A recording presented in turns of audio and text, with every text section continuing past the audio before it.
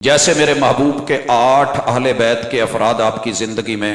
وفات پاتے ہیں، آپ کی اہلیہ سیدہ خدیجہ رضی اللہ تعالی عنہا، آپ کی اہلیہ سیدہ زینب بنت خزیمہ رضی اللہ تعالی عنہا، آپ کے بیٹے جناب قاسم، جناب عبداللہ، جناب ابراہیم، 2 بیویاں 3 بیٹے 5 ہوئے۔ اسی طرح آپ علیہ الصلوۃ والسلام کی 3 بیٹیاں سیدہ زینب، سیدہ رقیہ اور سیدہ ام کلثوم، 5 اور 3 8، یہ 8 ہستیاں میرے محبوب کی زندگی میں فوت ہوئی۔ ان میں سے آپ نے جن کا جنازہ پڑھا، میں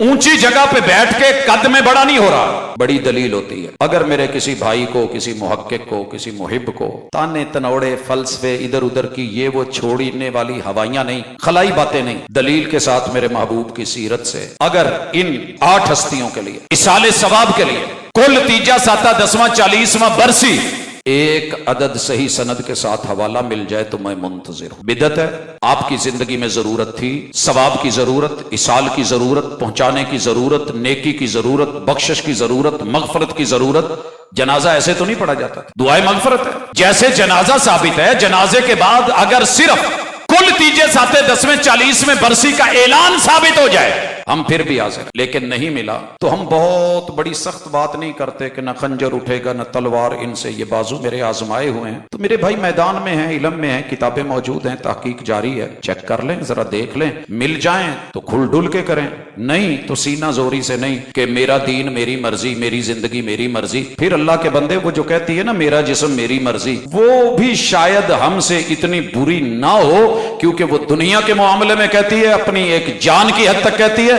اور ہم پورے دین اور محمد رسول اللہ صلی اللہ علیہ وسلم پہ بہتان اور الزام لگاتے ہیں کہ یہ حق بنتا تھا، دین بنتا تھا، مگر آپ دے کے نہیں گئے۔